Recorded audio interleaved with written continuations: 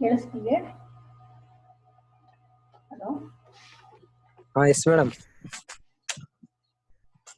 ನಿನ್ನೆ ಪ್ರೀವಿಯಸ್ ಕ್ಲಾಸಲ್ಲಿ ನಾವು ರಿಲೇಯ ಪಿಕಪ್ ಟೈಮು ಮತ್ತೆ ಆಪರೇಟಿಂಗ್ ಟೈಮ್ ಅಂತ ಹೇಳಿ ತಿಳ್ಕೊಂಡ್ವಿ ಅಲ್ವಾ? ಇನ್ವರ್ಸ್ ಟೈಮ್ ಅಂದ್ರೆ ಏನು ಅಂತ ಹೇಳಿ ತಿಳ್ಕೊಳ್ಳೋಣ. ಈಗ ಇನ್ವರ್ಸ್ ಟೈಮ್ ಅಂತ ಅಂದ್ರೆ ಏನಪ್ಪಾ ಅಂದ್ರೆ, ನಮಗೆ ಒಂದು ಆಪರೇಟಿಂಗ್ ಟೈಮ್ ಏನಿದೆ ಅಂದ್ರೆ ರಿಲೇಯಲ್ಲಿ ಆಪರೇಟಿಂಗ್ ಟೈಮ್ ಇರುತ್ತೆ. ಆನ್ ಆಗೋದು ಅಂತ ಹೇಳ್ತೀವಿ ಅಥವಾ ಆಫ್ ಆಗೋದಿರ್ಬೋದು. ಸೊ ದಟ್ ಈಸ್ ಅವಾಗಷ್ಟೇ ಆಕ್ಟಿವೇಟ್ ಆಗುವಂಥದ್ದು ಆಪರೇಟಿಂಗ್ ಟೈಮ್ ಅಂತ ಹೇಳ್ತೀವಿ. ಈ ಆಪರೇಟಿಂಗ್ ಟೈಮ್ ಯಾವ್ದ್ರ ಮೇಲೆ ಡಿಪೆಂಡ್ ಆಗಿರುತ್ತೆ ಅಂತ ಅಂದ್ರೆ ಒಂದು ಫಾಲ್ಟ್ ಕ್ವಾಂಟಿಟಿ, ಅದು over voltage or over current or under voltage or over current ಅಂತ ಹೇಳ್ತೀವಿ. ಅವುಗಳ ಮೇಲೆ ಡಿಪೆಂಡ್ ಆಗಿರುತ್ತೆ. ಈ ಫಾಲ್ಟ್ ಕ್ವಾಂಟಿಟಿ ಏನಿದೆಯೋ ಇದು ನಮಗೆ ಹೆಚ್ಚಾಗಿ ಸಿಕ್ಕಿದ್ರೆ ಆಪರೇಟಿಂಗ್ ಟೈಮ್ ಅದಕ್ಕೆ ಉಲ್ಟವಾಗಿ ಹೋಗುತ್ತೆ ಅಂತ. ಆಪರೇಟಿಂಗ್ ಟೈಮ್ ಫಾಸ್ಟ್ ಆಗುತ್ತೆ ಅಂತ ಅಂದ್ರೆ ಫಾಲ್ಟ್ ಕ್ವಾಂಟಿಟಿಯಲ್ಲಿ ಸ್ಲೋ ಇರುತ್ತೆ.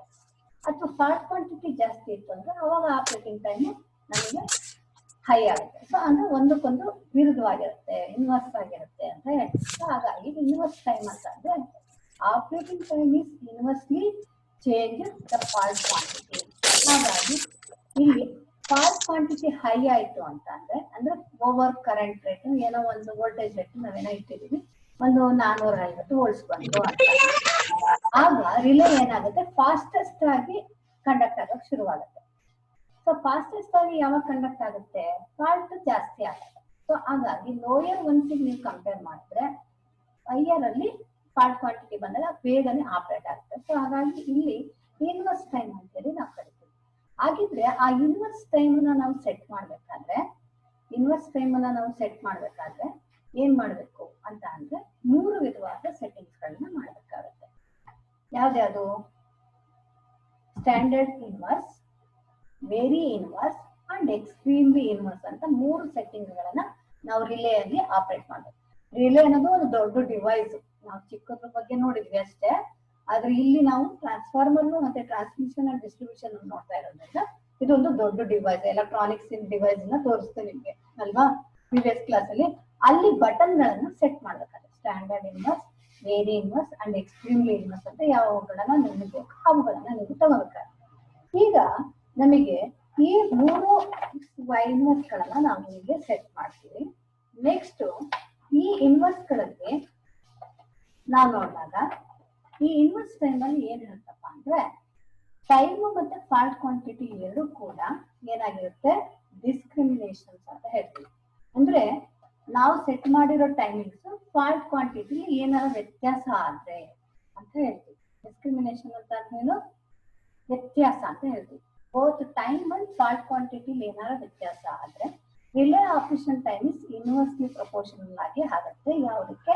The fault quantity. So fault quantity ಏನಿದೆ ಅದು ಮತ್ತೆ ರಿಲೇ ಆಪರೇಷನ್ ಟೈಮ್ ಎರಡು ಕೂಡ ಇನ್ವರ್ಸ್ಲಿ ಪ್ರಪೋರ್ಷನಲ್ ಆಗಿ ಆಗುತ್ತೆ. ಅದಕ್ಕೆ ನಾವು ಅದನ್ನ ಇನ್ವರ್ಸ್ ಟೈಮ್ ಅಂತ ಹೇಳಿ ಕರಿತೀವಿ. ಒಂದು ಹೈ ಆದ್ರೆ ಇನ್ನೊಂದು ಸ್ಪೀಡ್ ಸ್ಲೋ ಆಗುತ್ತೆ ರಿಲೇ ಆಪರೇಷನ್, ಅಥವಾ ಕ್ವಾಂಟಿಟಿ ಲೋ ಆಯ್ತು ಅಂದ್ರೆ ಸ್ಪೀಡ್ ಆಫ್ ದ ಆಪರೇಷನ್ ರಿಲೇದು ಹೈ ಆಗುತ್ತೆ. ಸೊ ಹಾಗಾಗಿ ಇನ್ವರ್ಸ್ ಟೈಮ್ ಅಂತ ಹೇಳಿ ಕರಿತೀವಿ. ಈ ಇನ್ವರ್ಸ್ ಟೈಮ್ ರಿಲೇಯನ್ನ ನಾವು ಇನ್ನೊಂದು ಹೆಸರಲ್ಲಿ ಕರಿತೀವಿ. ಅದೇನಪ್ಪಾ ಅಂತಂದ್ರೆ ಇನ್ವರ್ಸ್ ಡೆಫಿನೈಟ್ ಮಿನಿಮಮ್ ಟೈಮ್ ಅಂತ ಹೇಳಿ ಕರಿತೀವಿ. ಇನ್ವರ್ಸ್ ಡೆಫಿನೈಟ್ ಮಿನಿಮಮ್ ಟೈಮ್ ಅಂತ ಹೇಳಿ ಕರಿತೀವಿ. ಈ ಇನ್ವರ್ಸ್ ಟೈಮ್ ರಿಲೇಯ ಮತ್ತೊಂದು ಹೆಸರಲ್ಲಿ ಕರೆಯೋದಾದ್ರೆ ಅದನ್ನ inverse definite minimum time IDMT relay ಅಂತ ಕೂಡ ನಾವು ಇದನ್ನ ಕರಿತೀವಿ. ಹಾಗಿದ್ರೆ operating time of the relay can be moved up by adjusting the time dial setting. ಅಂದ್ರೆ ನಾವು ಆಪರೇಟಿಂಗ್ ಟೈಮ್ ಅನ್ನ ನಾವು ಡಿಜಿಟಲ್ ರಿಲೇಗಳ ಆಗಿರೋದ್ರಿಂದ ಅದರಲ್ಲಿ ನಮಗೆ ಸೆಟ್ಟಿಂಗ್ಸ್ ಗಳನ್ನ ಕೊಟ್ಟಿರ್ತಾರೆ. ಆ ಸೆಟ್ಟಿಂಗ್ಸ್ ಗಳನ್ನ ನಾವು ಏನ್ ಮಾಡ್ಬೇಕಾಗುತ್ತೆ, ಅಡ್ಜಸ್ಟಿಂಗ್ ಮಾಡ್ತಾ ಇರ್ತೀವಿ. ಅಲ್ಲಿ ಟೈಮ್ ರಿಲೇಗಳನ್ನ ಡಯಲ್ ಗಳನ್ನ ನಾವು ಸೆಟ್ಟಿಂಗ್ ಮಾಡ್ತೀವಿ. ಸೊ ಹಾಗಾದ್ರೆ ಲೋಯೆಸ್ಟ್ ಟೈಮ್ ಡಯಲ್ ಸೆಟ್ಟಿಂಗ್ ನ ಮಾಡಿದ್ರೆ ನಮಗೆ ಆಪರೇಟಿಂಗ್ ಟೈಮ್ ಏನಾಗುತ್ತೆ, ಟೈಮ್ ನ ಕಡಿಮೆ ಕೊಡ್ತಾ ಇದ್ದೀವಿ ಡಯಲ್ ಸೆಟ್ಟಿಂಗ್ ಅಲ್ಲಿ. ಹಾಗಿದ್ರೆ ರಿಲೇಯ ಆಪರೇಟಿಂಗ್ ಟೈಮ್ ಏನಾಗುತ್ತೆ, ಇನ್ವರ್ಸ್ ಅಂತ ಹೇಳಿದಾಗ ಏನಾಗುತ್ತೆ, ಲೋಯೆಸ್ಟ್ ಟೈಮ್ ನ ಸೆಟ್ ಮಾಡ್ತಿದ್ದೀರಾ. ಅವಾಗ operating time of the relay ಏನಾಗುತ್ತೆ, ಉಲ್ಟಾ ಆಗುತ್ತೆ ಅಂತ ಹೇಳ್ದೆ ಅಲ್ಲ, ರಿವರ್ಸ್ ಅಂತ ಹೇಳ್ದೆ ಅಲ್ವಾ. ಲೋ ಟೈಮ್ ಡಯಲ್ ಇತ್ತು ಅಂದ್ರೆ operating time of the relay ಏನಾಗುತ್ತೆ, ಫಾಸ್ಟೆಸ್ಟ್ ಆಗುತ್ತೆ. ಹೌದಲ್ಲ, ರಿಲೇ ಆಪರೇಟ್ ಆಗೋದು ಫಾಸ್ಟ್ ಆಗುತ್ತೆ. ಟೈಮ್ ರಿಲೇ ಕಡಿಮೆ ಕೊಟ್ಟಿದ್ದೀರಾ, ಹಾಗಾಗಿ ಟೈಮ್ ಡಯಲ್ ಕಮ್ಮಿ ಕೊಟ್ಟಿರೋದ್ರಿಂದ ಆಪರೇಟಿಂಗ್ ಟೈಮ್ ಫಾಸ್ಟ್ ಆಗುತ್ತೆ, ರಿಲೇ ಆಪರೇಟಿಂಗ್ ಟೈಮ್. ಸೊ ಹಾಗಾಗಿ ಇನ್ನು 5 ಸೆಕೆಂಡ್ಸ್ ನೀವು ಕೊಟ್ಟಿದ್ದೀರಾ ಅಂದ್ರೆ ಅದು ಸ್ಲೋಯೆಸ್ಟ್ ಇನ್ 10 ಸೆಕೆಂಡ್ಸ್ ಅಲ್ಲಿ ಆಗುತ್ತೆ. ಸೊ ನೆಕ್ಸ್ಟ್ ಇರೋದೊಂದು ಇನ್ವರ್ಸ್ ಟೈಮ್ ಚಾರ್ಟ್ ನೋಡಿ. ಈಗ ಏನಾದ್ರು ಯಾವುದು ಫಾಲ್ಟ್ ಕ್ವಾಂಟಿಟಿ ಅಲ್ವಾ, A is the fault quantity. Either ಆಂಪ್ಸರ್ ಆಗಿರ್ಲಿ ಅಥವಾ ಕರೆಂಟರ್ ಆಗಿರ್ಲಿ ವೋಲ್ಟೇಜ್ ಆಗಿರ್ಲಿ, ಐದರ್ ವೋಲ್ಟೇಜ್ ಓವರ್ ಆಗಿರ್ಲಿ ಅಥವಾ ಅಂಡರ್ ವೋಲ್ಟೇಜ್ ಆಗಿರ್ಬೋದು ಅಥವಾ ಅಂಡರ್ ಕರೆಂಟ್ ಅಥವಾ ಓವರ್ ಕರೆಂಟ್ ಆಗಿರ್ಲಿ. ಆಗ ನಮಗೆ ಈ ಗ್ರಾಫ್ ಮುಖಾಂತರ ಇದು ಆಪರೇಟಿಂಗ್ ಟೈಮ್ ಅನ್ನ ತೋರಿಸುತ್ತೆ. ಸ್ಕ್ರೀನ್ ಕಾಣ್ತಾ ಇದೆ ಅಲ್ಲ, ಟಿ ಅಂತ ಏನ್ ತೋರಿಸ್ತಾ ಇದೆ ಅದು ಆಪರೇಟಿಂಗ್ ಟೈಮ್, ರಿಲೇಯ ಆಪರೇಟಿಂಗ್ ಟೈಮ್ ಅಂತ ಹೇಳಿ ಕರೀತೀವಿ. ಈ ರಿಲೇ ಆಪರೇಟಿಂಗ್ ಟೈಮ್ ಯಾವಾಗ್ಲೂ ಕೂಡ ನಮ್ಮ ಫಾಲ್ಟ್ ಕ್ವಾಂಟಿಟಿ ಕಂಡೀಷನ್ ಏನಿದೆಯೋ ಅದಕ್ಕೆ ಆಪೋಸಿಟ್ ಆಗುತ್ತೆ, ಅಂದ್ರೆ ಇನ್ವರ್ಸ್ಲಿ ಆಗುತ್ತೆ. ಹಾಗಾಗಿ ಈ ಫಾಲ್ಟ್ ಕ್ವಾಂಟಿಟಿ ಇನ್ಕ್ರೀಸ್ ಆಯ್ತು ಅಂದ್ರೆ ಆಪರೇಟಿಂಗ್ ಟೈಮು ಏನಾಗ್ಬೋದು, ಡಿಕ್ರೀಸ್ ಆಗುತ್ತೆ.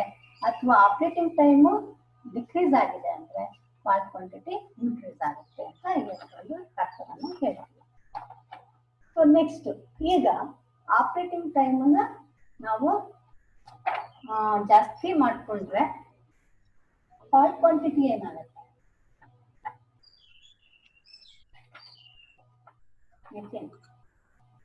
ಆಪರೇಟಿಂಗ್ ಜಾಸ್ತಿ ಆದ್ರೆ ಇದು ಕಮ್ಮಿ ಆಗುತ್ತೆ. ಯಾವುದು ಫಾಲ್ಟ್ ಕ್ವಾಂಟಿಟಿ,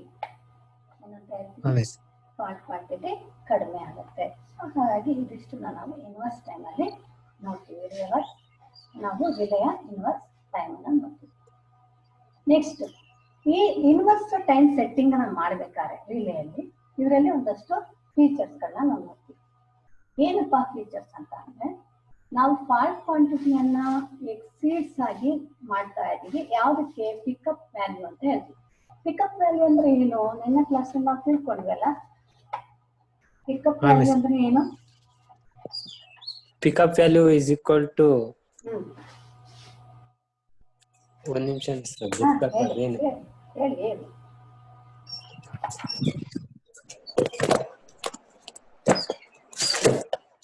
ಒಪ್ಪುತ್ತೇನೋ ಸ್ವಲ್ಪ ಕೈ ತಿಳ್ಕೊಳ್ಳಿ.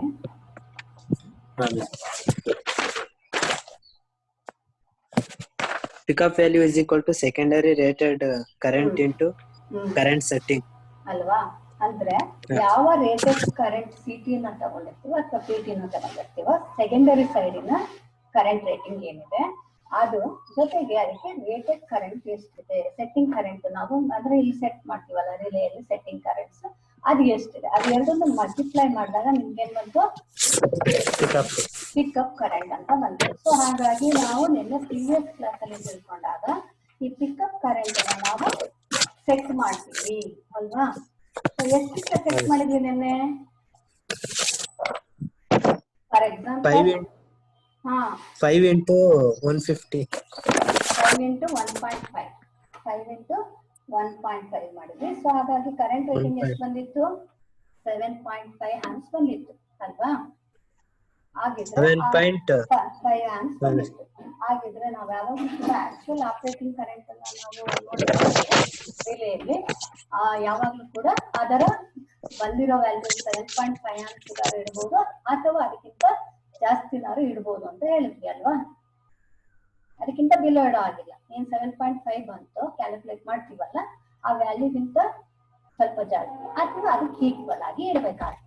ಹಾಗಿದ್ರೆ ಈಗ ರಿಲೇನ ಆಪರೇಟ್ ಮಾಡ್ತಾ ಇದೀವಿ ಅಂದಾಗ fault quantity exceeds this pickup value ಅಂದ್ರೆ ಏನಂತ ಹೇಳ್ತೀವಿ, ಪಿಕಪ್ ವ್ಯಾಲ್ಯೂ ಫಾಲ್ಟ್ ಕ್ವಾಂಟಿಟಿಗಿಂತ ಜಾಸ್ತಿ ಆದರೆ ಅಲ್ವಾ, ಆಗ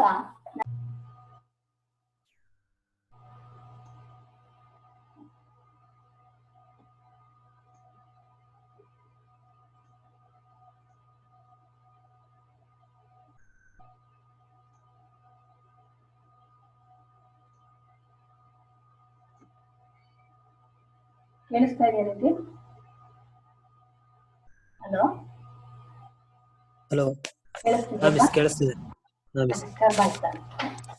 ಸೊ ಈಗ ನಮಗೆ ಒಂದು ಸೈಲೆಂಟ್ ಫ್ಯೂಚರ್ ಅಲ್ಲಿ ಇನ್ವರ್ಸ್ ಟೈಮ್ ಸೆಟ್ಟಿಂಗ್ ಅನ್ನ ಮಾಡ್ಬೇಕಾದ್ರೆ ಮೊದಲನೇ ಪಾಯಿಂಟ್ ಏನ್ ಹೇಳುತ್ತೆ, ಯಾವ ದೋಷ ಅಂದ್ರೆ ಏನು ಫಾಲ್ಟ್ ಇದೆಯೋ ಆ ಫಾಲ್ಟ್ ಕ್ವಾಂಟಿಟಿ ಪಿಕಪ್ ಕ್ವಾಂಟಿಟಿಗೆ ಮೀರಿದಾಗ ಆ ನಿರ್ದಿಷ್ಟ ಸಮಯದಲ್ಲಿ ನಮ್ಗೆ ಆಪರೇಟ್ ಆಗಕ್ಕೆ ಶುರು ಆಗುತ್ತೆ.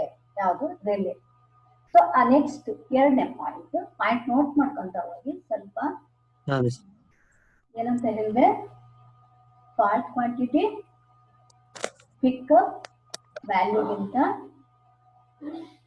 ಎಕ್ಸೀಡ್ ಆದರೆ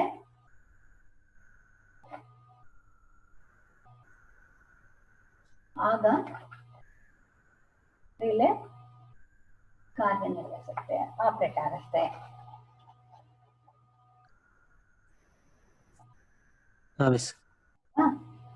ಒಂದೇದು ಅರ್ಥ ಆಯ್ತಲ್ಲ? ಏನ್ ಅರ್ಥ ಆಯ್ತು ಫಸ್ಟ್ ಪಾಯಿಂಟ್? ಇದು ಪಾಯಿಂಟ್ ಅರ್ಥ ಮಾಡ್ಕೊಳ್ಳಿ. Operated when.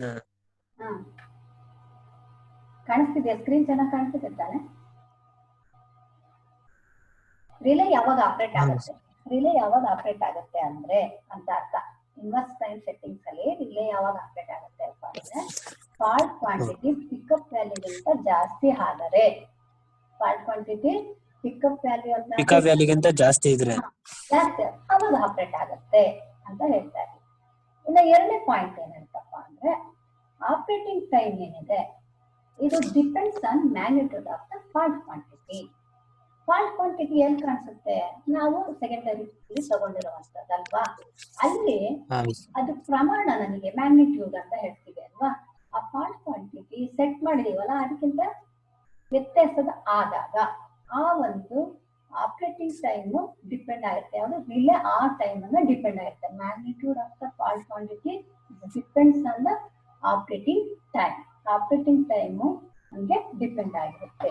ಸೊ ಹಾಗಾದ್ರೆ ಇದರರ್ಥ ಏನಾಗುತ್ತೆ, ನಮಗೆ ಯಾವಾಗ್ಲೂ ಕೂಡ ಫಾಲ್ಟ್ ಕ್ವಾಂಟಿಟಿಯ ಮ್ಯಾಗ್ನಿಟ್ ಮೇಲೆ ರಿಲೇ ಡಿಪೆಂಡ್ ಆಗಿರುತ್ತೆ. ಮೂರನೇ point, it gives inverse time current characteristics. ಅಂದ್ರೆ ಇನ್ವರ್ಸ್ ಕರೆಂಟ್ ಕ್ಯಾರೆಕ್ಟರಿಸ್ಟಿಕ್ಸ್ ಅಂದ್ರೆ lower the value of the fault quantity ಬಂದ್ರೆ higher value of the definite time ನಮಗೆ ಆಗುತ್ತೆ ಕ್ಯಾರೆಕ್ಟರಿಸ್ಟಿಕ್ಸ್ ಆದ. ಅಂದ್ರೆ ಫಾಲ್ಟ್ ಕ್ವಾಂಟಿಟಿ ಕಮ್ಮಿ ಇತ್ತು ಅಂದ್ರೆ ನಮಗೆ higher value of the operating point ಆಗುತ್ತೆ. ಸೊ ಹಾಗಾಗಿ ಇದನ್ನ ನಾವು ಇನ್ವರ್ಸ್ ಟೈಮ್ ಕರೆಂಟ್ ಕ್ಯಾರೆಕ್ಟರಿಸ್ಟಿಕ್ಸ್ ಅಲ್ಲಿ ನೋಡ್ತೀವಿ. ಇನ್ವರ್ಸ್ ಕರೆಂಟ್ ಕ್ಯಾರೆಕ್ಟರಿಸ್ಟಿಕ್ಸ್ ಅಲ್ಲಿ ನಾವು ರಿಲೇಯನ್ನ ನೋಡ್ಬೇಕಾಗತ್ತೆ. Next, inverse characteristics obtained if the value of plug setting multiplier. ನಾನು ನಿನ್ನೆ ಕ್ಲಾಸ್ ಮಾಡುವಾಗ ಪ್ಲಗ್ ಅಂದ್ರೆ ಏನು ಅಂತ ಹೇಳಿ ಫಿಗರ್ ಅಲ್ಲಿ ತೋರಿಸ್ತಾ ಇಲ್ಲ, ನೆನಪಿದ್ಯಾ? ಪ್ಲಗ್ ಎಲ್ಲಿ ಸೆಟ್ ಮಾಡಿದ್ರು? ರಿಲೇಲಿ ಕೆಳಗಡೆ ಇರುತ್ತಲ್ಲ. ಯಾವ ಪಾಯಿಂಟ್ ಸೆಟ್ ಆಗಿ ಕನೆಕ್ಟ್ ಆಗಿತ್ತು ಅದು plug? Lower current, lower winding ಕಡೆ. ಆ ಲೋಯರ್ ವೈಂಡಿಂಗ್ ಯಾವ ಕಡೆ ಇತ್ತು? ಪ್ರೈಮರಿ ಕಡೆ ಇತ್ತಾ ಸೆಕೆಂಡರಿ ಕಡೆ ಇತ್ತಾ? Lower secondary. ಕನ್ಫರ್ಮ್ ಆಗಿಲ್ಲ. ಸೆಕೆಂಡರಿ ವೈಂಡಿಂಗ್ ಕಡೆ ಕನೆಕ್ಟ್ ಆಗಿದೆ ಅಲ್ವಾ? ಆ ಪ್ಲಗಿನ್ ಕೆಲಸ ಏನು? ಅದು ಯಾವ ವೋಲ್ಟೇಜ್ ಅದೇ ನಾವು ಸೆಟ್ ಮಾಡ್ತೀವಲ್ಲ. ಹೌದು, ವೋಲ್ಟೇಜ್ ಕರೆಂಟ್ ಸೆಟ್ ಮಾಡ್ತೀವಿ. ಅದ್ರಲ್ಲಿ ಎಷ್ಟು ವೋಲ್ಟೇಜ್ ಇದೆ, ಎಷ್ಟು ಕರೆಂಟ್ ಇದೆ ಅಂತ ಶೋ ಮಾಡುತ್ತೆ. ಅದು ಕಂಡಕ್ಟ್ ಆಗ್ಬೇಕಾದ್ರೆ ಅಲ್ಲಿ ಆಪ್ಷನ್ ಇದೆ ನಮಗೆ ಅಲ್ವಾ? 9 ಕನೆಕ್ಷನ್ಸ್ ಗಳಿದೆ, ರೇಷಿಯೋ ಚೇಂಜ್ ಮಾಡಕ್ಕೆ ಅವಕಾಶ ಇದೆ.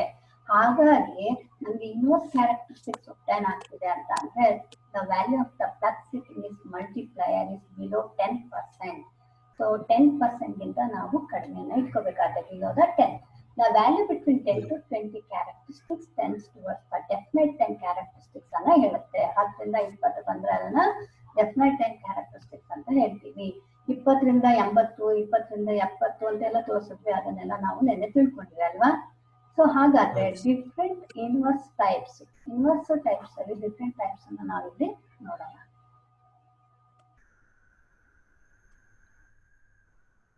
ಕಾಣ್ತಾ ಇದೆಯಾ ಫಿಗರ್? ಇಲ್ಲಿ ಒಂದೊಂದು ವ್ಯಾಲ್ಯೂಗೆ ಸೆಟ್ ಮಾಡಿದ್ದಾರೆ. ಸೊ 10 ಸೆಟ್ ಮಾಡಿರೋದನ್ನ ನಾನು ಆರೋ ಮಾರ್ಕ್ ಅಲ್ಲಿ ತೋರಿಸ್ತಾ ಇದ್ದೀನಿ. 1000 to 10 or 11 ಇಲ್ಲಿ ತಗೊಂಡಿದಾರಲ್ವಾ. ಸೊ 100 ತನಕ ಇದೆ, 0 1 to 100 ತನಕ ನಿಮಗೆ ಗ್ರಾಫ್ ಕಾಣ್ತಾ ಇದೆ. ಅದರಲ್ಲಿ ಇನ್ ಬಿಟ್ವೀನ್ 10 to 20 ಒಳಗಡೆ ಇದೊಂದು ಗೆರೆ ಕಾಣ್ತಾ ಇದೆ. ಇದನ್ನ ನಾವು ಸೆಟ್ ಮಾಡಿದೀವಿ, ರಿಲೇಯ ಟೈಮ್ ಅನ್ನ ಸೆಟ್ ಮಾಡಿದೀವಿ.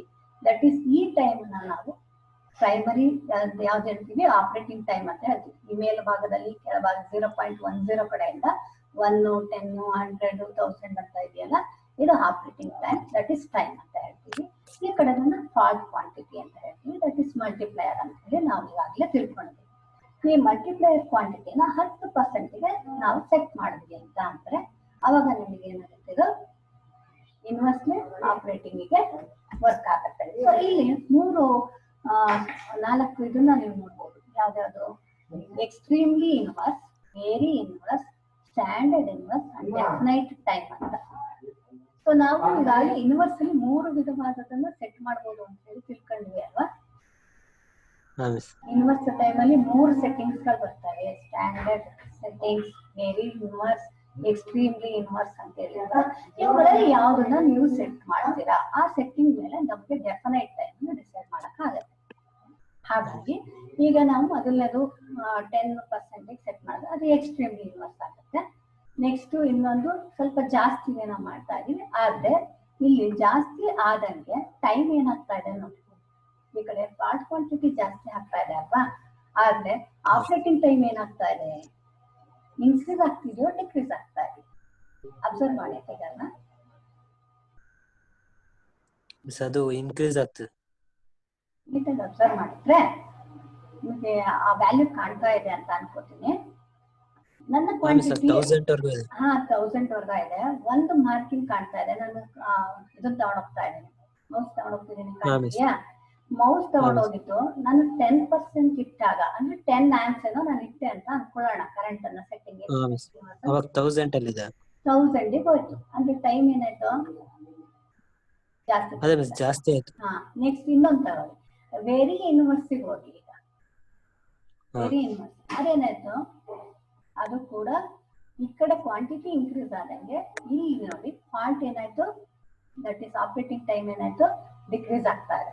ಆಪರೇಟಿಂಗ್ ಟೈಮ್ ಏನಾಗ್ತದೆ, ಡಿಕ್ರೀಸ್ ಆಗ್ತದೆ. 100 ಬಂತು 100 ಸೆಕೆಂಡ್ಸ್ ಅಂತ ಹೇಳಿ ಕನ್ಸಿಡರ್ ಮಾಡೋಣ. ಮೂರನೇದು ಸ್ಟ್ಯಾಂಡರ್ಡ್ ಇನ್ವರ್ಸಿಗೆ ಹೋಗೋಣ. ಸೊ ಸ್ಟ್ಯಾಂಡರ್ಡ್ ಇನ್ವರ್ಸ್ ಅಲ್ಲಿ 100 ಆಂಪ್ಸ್ ಅಂತ ಕರೆಂಟ್ ಅನ್ಕೊಳ್ಳೋಣ. ಇದನ್ನ 100 ಅಂತ ತೋರಿಸ್ತಾ ಇದೆಯಲ್ಲ, ಆ ಫಾಲ್ಟ್ ಕ್ವಾಂಟಿಟಿ 100 ಆಂಪ್ಸ್ ಅಂತ ಅನ್ಕೊಂಡ್ರೆ, ಹಾಗಿದ್ರೆ ಅದರ ನಾವು operating time of the relay ಅನ್ನ ನೋಡಿದ್ರೆ ಅದು ಎಷ್ಟು ಸೆಕೆಂಡಿಗೆ ಹೋಯ್ತು, 100ಗಿಂತ ಬಿಲೋ ಬಂತಲ್ಲ, ಕೆಳಗಡೆ. ಅಂದ್ರೆ ಈಗ ಇದ್ರಲ್ಲಿ ನಮ್ಗೆ ಏನ್ ಅರ್ಥ ಆಗುತ್ತೆ ಅಂದ್ರೆ, ಇನ್ವರ್ಸ್ ಆಗಿರೋದ್ರಿಂದ ಇನ್ವರ್ಸ್ ಟೈಮ್ ಸೆಟ್ಟಿಂಗ್ ಅಂದ್ರೆ ಫಾಲ್ಟ್ ಕ್ವಾಂಟಿಟಿನ ನೀವು ಜಾಸ್ತಿ ಸೆಟ್ ಮಾಡಿದ್ರೆ operating time of the relay ಏನಾಗುತ್ತೆ, ಡಿಕ್ರೀಸ್ ಆಗತ್ತೆ. ಉಲ್ಟಾ ಆಗ್ತಾ ಇದೆ ಅಲ್ವಾ.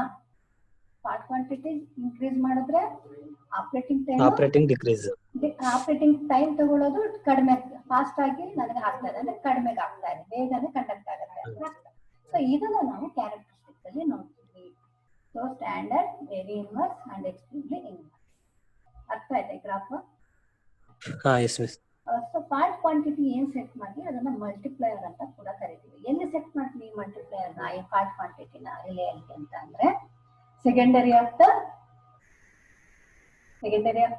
ರಿಲೇ. ಅಂದ್ರೆ ನಾವು ನೆನೆ ಇಂಡಕ್ಷನ್ ರಿಲೇ ನೋಡಿದ್ವಿ ಅಲ್ವಾ, ಅದರಲ್ಲಿ ನಾವು ಸೆಕೆಂಡರಿ ಪ್ಲಗ್ ಅಂತ ಹೇಳಿ ನಾವು ಒಂದು ಪಾರ್ಟ್ ನೋಡಿದ್ವಿ ಅಲ್ಲ, ಆ ಪಾರ್ಟ್ ಅಲ್ಲಿ 10 ಡಿವಿಷನ್ ಮಾಡಿದ್ದು. ಆ 10 ಡಿವಿಷನ್ ಅಲ್ಲಿ ನೀವು ಯಾವ ಡಿವಿಷನ್ ಯಾವ ಪ್ಲಗ್ ಇನ್ ಮಾಡ್ಕೋತೀರೋ ಅದು ಮಲ್ಟಿಪ್ಲೈಯರ್ ಆಗಿ ಸೆಟ್ ಆಗುತ್ತೆ. ಅಂದ್ರೆ ಅದು ಕರೆಂಟ್ ರೇಟಿಂಗ್, ವೋಲ್ಟೇಜ್ ರೇಟಿಂಗ್ ತೋರಿಸುತ್ತೆ. ಸಿಟಿ ಯೂಸ್ ಮಾಡಿದ್ರೆ ಕರೆಂಟ್ ರೇಟಿಂಗ್, ಪಿಟಿ ಯೂಸ್ ಮಾಡಿದ್ರೆ ವೋಲ್ಟೇಜ್ ರೇಟಿಂಗ್ ನ ಸೆಟ್ ಮಾಡುತ್ತೆ. ಓಕೆ,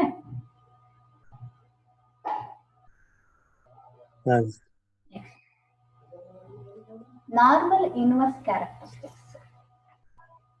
ನಾರ್ಮಲ್ ಇನ್ವರ್ಸ್ ಕ್ಯಾರೆಕ್ಟರಿಸ್ಟಿಕ್ಸ್ ಅಂತ ಹೇಳ್ತಾ ಇದ್ದೀನಿ. ಈ ನಾರ್ಮಲ್ ಇನ್ವರ್ಸ್ ಕ್ಯಾರೆಕ್ಟರಿಸ್ಟಿಕ್ಸ್ ಅಂದ್ರೆ ಏನು? ಏನದು? Operating time may range from few percentage of nominal operating time ಅಂತ ಹೇಳ್ತೀವಿ. ಅಂದ್ರೆ ನಮಗೆ ಯಾವುದೇ ಒಂದು ನಿಗದಿತ ಸಮಯದಲ್ಲಿ ನಾವು ಕಾರ್ಯವನ್ನು ನಾವು ಆಪರೇಟ್ ಮಾಡಬೇಕಾಗ್ತದೆ ರಿಲೇ.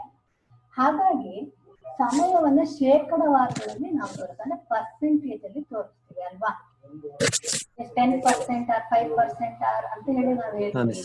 ಯಾಕಂದ್ರೆ ನಿನ್ನೆ ನಾವು ವಿಷಯದಲ್ಲಿ ಡಿಸ್ಕಸ್ ಮಾಡಿದೆ ಇದು ಪರ್ಸೆಂಟೇಜ್ ಅಲ್ಲಿ 10 to 20 20 to 80% ಅಲ್ಲೇ ನಾವು ನೋಡ್ತೀವಿ. ಯಾಕಂದ್ರೆ ನಾವು ಟೈಮ್ ಸೆಟ್ಟಿಂಗ್ ಅಲ್ಲಿ ಆಪರೇಟಿಂಗ್ ಸೆಟ್ಟಿಂಗ್ಸ್ ಮಾಡುವಂತ ಟೈಮ್ ಅನ್ನ. ಸೊ ಹಾಗಾಗಿ ಅದನ್ನ ಪರ್ಸೆಂಟೇಜ್ ಅಲ್ಲಿ ನಾವು ಆಪರೇಟಿಂಗ್ ಟೈಮ್ ಅನ್ನ ತಗೊಳ್ತೀವಿ. ರಿಲೇ ಆಪರೇಟಿಂಗ್ ಟೈಮ್ ಯಾವಾಗಲೂ ಕೂಡ ಪರ್ಸೆಂಟೇಜ್ ಅಲ್ಲಿ ತಗೊಳ್ತೀವಿ. ಹಾಗಾಗಿ ಇಲ್ಲಿ uncertainty of the operating time and receiving operating time may require a grading margin of less than 1 second. ಅಂದ್ರೆ 1 ಸೆಕೆಂಡ್ ಅಂತ ಏನಿದೆ ಅದರಕ್ಕಿಂತ ಕಡಿಮೆ ಆಗ್ತಾ ಹೋಗುತ್ತೆ. ಗ್ರೇಡಿಂಗ್ ಅಂದ್ರೆ ಏನಾಗುತ್ತೆ, uncertainty of operating time and receiving operating time ಎರಡೂ ಕೂಡ ಗ್ರೇಡಿಂಗ್ ಮಾರ್ಜಿನ್ ಮೇಲೆ ಇರುತ್ತೆ. ಆ ಗ್ರೇಡಿಂಗ್ ಮಾರ್ಜಿನ್ ಏನಾಗ್ತದೆ, less than 1 second, less than 1 second ಒಳಗಡೆ ಕಂಪ್ಲೀಟ್ ಆಗುತ್ತೆ. Next, normal inverse time over current relay is relatively small change in time per unit of change in current. ಅಂತಂದ್ರೆ ನಾವು ರಿಲೇಯಲ್ಲಿ ಏನ್ ಮಾಡ್ತಾ ಇದ್ದೀವಿ ಅಂದ್ರೆ ನೇರ ಇನ್ವರ್ಸ್ ಅಂತ ಹೇಳಿ ತಗೊಳ್ತಾ ಇದ್ವಿ ಅಂತ. ಇಲ್ಲಿ ಇನ್ವರ್ಸ್ ಟೈಮಿಂಗ್ ಅಲ್ಲಿ ನಾವು ಕರೆಂಟ್ ಅನ್ನ ನಾವು ಏನ್ ಮಾಡ್ತಾ ಇದೀವಿ, ಇನ್ವರ್ಸ್ ಟೈಮ್ ಅಲ್ಲಿ ಆಪರೇಟ್ ಮಾಡ್ತಾ ಇದ್ದೀವಿ. ಇನ್ವರ್ಸ್ ಟೈಮ್ ಅಲ್ಲಿ ಆಪರೇಟ್ ಮಾಡ್ತಾ ಇದೀವಿ ಅಂದ್ರೆ ಏನು, ಒಂದು ಕರೆಂಟ್ ಓವರ್ ಕರೆಂಟ್ ರಿಲೇನ ಅಂತ ಹೇಳಿ ನಾವು ಕನ್ಸಿಡರ್ ಮಾಡುತ್ತೆ. ಅದು ಏನಂತೆ ಸ್ಮಾಲ್ ಚೇಂಜಸ್ ಇನ್ ಟೈಮ್ ಅಲ್ಲಿ ಕಡಿಮೆ ಚೇಂಜಸ್ ಅನ್ನ ಮಾಡುತ್ತೆ. ಕರೆಂಟ್ ಚೇಂಜಸ್ ಪರ್ ಯೂನಿಟ್ ಅಂತ ಅಂದ್ರೆ ಈಗ ಸಣ್ಣ ಒಂದು ಟೈಮ್ ಅನ್ನ ನಾನು ಬದಲಾಯಿಸ್ತೀವಿ, ಸಣ್ಣ ಟೈಮ್ ಅನ್ನ ಬದಲಾಯಿಸ್ತೀವಿ ಅಷ್ಟೇ, ತುಂಬಾ ದೊಡ್ಡದಾಗಿ ಏನು ಚೇಂಜಸ್ ಮಾಡಲ್ಲ. ಸೊ ಹಾಗಾಗಿ ಇದನ್ನ ನಾವು ನಾರ್ಮಲ್ ಇನ್ವರ್ಸ್ ಟೈಮ್ ಅಲ್ಲಿ ಓವರ್ ಕರೆಂಟ್ ರಿಲೇಟಿವ್ ಆಗಿ ನಾವು ಮಾಡ್ತಾ ಇದ್ದೀವಿ. Next, very inverse time characteristics. So very inverse characteristics ಅಂತಂದ್ರೆ IDMC ಅಂತ ಹೇಳಿ ಈಗಾಗಲೇ ನಾವು ಇನ್ವರ್ಸ್ ಟೈಮ್ ಅನ್ನ ಇನ್ನೊಂದು ಹೆಸರಲ್ಲಿ ಕರಿತೀವಿ ಅಂತ ಹೇಳಿದ್ವಲ್ಲ. ಇನ್ವರ್ಸ್ ಟೈಮ್ ಅನ್ನ ಮತ್ತೊಂದು ಹೆಸರಲ್ಲಿ ಕರೆದ್ವಿ, ಅದು IDMC. That gives more inverse characteristics than that of IDMT. ಅಂದ್ರೆ ವೇರಿ ಇನ್ವರ್ಸ್ ಕ್ಯಾರೆಕ್ಟರಿಸ್ಟಿಕ್ಸ್ ಏನಿದೆ ಇದು IDMT ಗಿಂತ ಹೆಚ್ಚಿನ ಇನ್ವರ್ಸ್ ಕ್ಯಾರೆಕ್ಟರಿಸ್ಟಿಕ್ಸ್ ಅನ್ನ ಹೊಂದಿರುತ್ತೆ. ಸೊ ಇದರಲ್ಲಿ when used these reduction in the part quantity, a distance from the source increased. ಅಂದ್ರೆ distance increase ಆದ್ರೆ ಏನಾಗ್ತಾ ಹೋಗುತ್ತೆ, ನಮಗೆ ಪಾರ್ಟ್ ಕ್ವಾಂಟಿಟಿ ಏನಾಗ್ತಾ ಹೋಗ್ಬೋದು,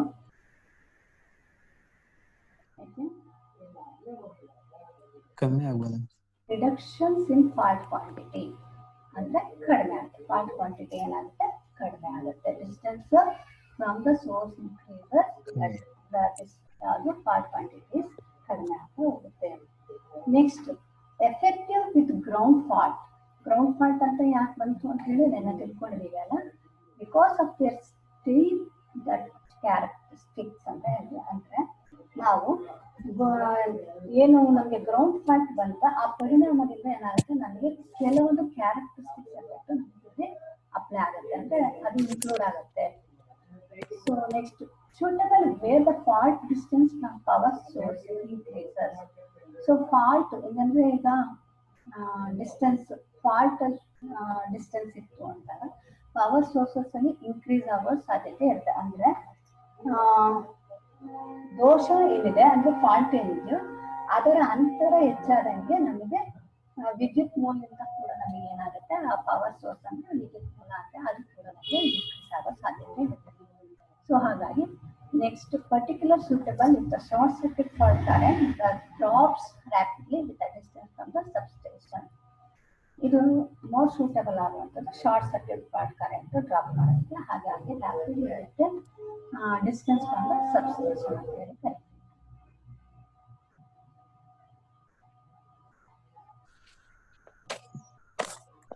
ನೆಕ್ಸ್ಟ್, ಟ್ರಿಪ್ಪಿಂಗ್ ಟೈಮ್.